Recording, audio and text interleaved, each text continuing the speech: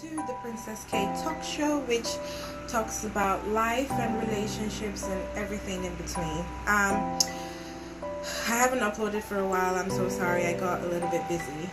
But we are going to continue talking about the causes of divorces and how to try and avoid it. And the best way to avoid it is to have all these conversations before getting into a relationship in the first place. So this is the part 2 of what we discussed about, I think, 2 weeks ago.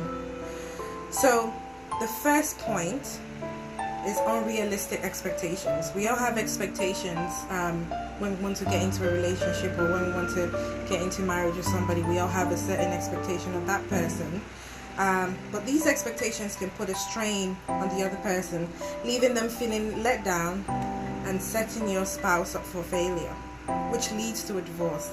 Because we all have expectations, like what you expect your wife to do, what you expect your husband to do, what you expect your boyfriend to do or your girlfriend, and it can put a little strain on the relationship and on the person itself.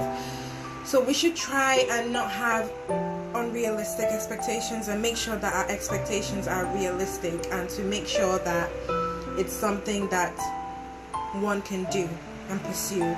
And with the love and support, I'm sure that they would be able to, fulfill your expectations. So the second one is lack of intimacy, right? This can be a form of a lack of emotional or physical intimacy, which isn't always about sex, okay? If you're constantly giving your spouse the cold shoulder, then know that over time it can become a ground for divorce. And ignoring your partner's sexual needs is being called the number one causes for divorces, right? So I know sometimes, we don't always have to be in the mood, or we're not always in the mood sometimes, but I think we should try and come to a middle ground to sort of like be able to meet in the middle and just try our best as possible to make sure that we can fulfill each other's needs, because life is give and take, and marriage takes two to tango, especially a relationship in between you two. It takes two. If one person decides to check out, chances are it may not work, okay? So these are the conversations that, we all need to have before getting into them. So, not being prepared for marriage, right? A lot of couples have blamed not being ready for married life for the dismiss of their relationship, okay? Divorce rates are highest in their 20s due to lack of preparation, right? So we need to prepare for marriage, because marriage is a whole different ballgame compared to relationship, just relationship in itself when you're courting. So marriage has a lot to do with having to prepare your mind mentally, psychologically, emotionally, and physically as well, because it's going to affect you in every single way.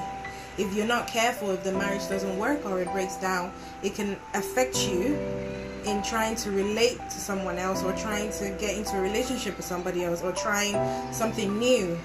It's going to affect that person because of the damage the marriage has done in your life. So we need to be able to prepare our minds spiritually, physically, in all aspects of the human possibility, to be able to say, okay, I'm ready to go into marriage, I'm ready to focus, I'm ready to give or take, I'm gonna fight for my marriage. Divorce is not an option, and we're gonna do everything possible to make sure that it works. And with the help of God, it will definitely work, okay? So abuse is another reason for divorce. Abuse is a lot important. Physical abuse and verbal abuse, emotional abuse, and psychological abuse, right? They are very, very important, because when it comes to abuses, and they are, your partner is either, demeaning you or making you feel less of a human being in general, then you might just have to think that why is this person doing this? And you need to look more into it, pray about it. If it's something that's not changing, then it might just be the best case to just leave the marriage completely, because physical, abuse is bad, but verbal abuse is worse, right? I guess they're both worse, but verbal abuse is worse because when you come out of that marriage, you know, your mind will play back. It will play back over and over and over and over again until you can't take it anymore, right?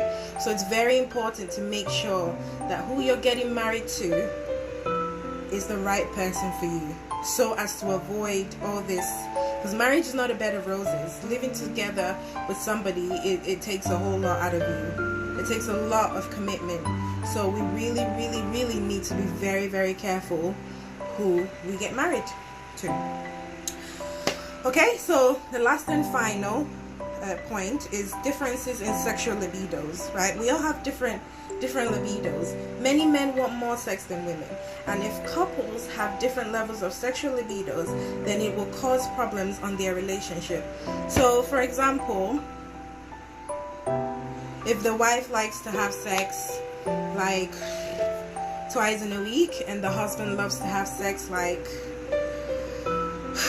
every day, basically, it's gonna be a problem, because you guys are gonna butt heads and you're gonna crash heads, and you know, the man might start to think that, you know, you're being selfish or you're seeing another person, whereas it's the sexual libido. And I think I've spoken about this in my previous videos, that if this is the case, it's something that you guys could discuss about.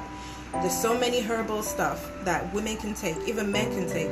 So many herbal things that you could take to improve your libido, to make you last longer in bed, and to, you know, there's so many ways, you know, you could try new foreplays, new everything, and it will spice up that relationship, that marriage. It will spice up the bedroom.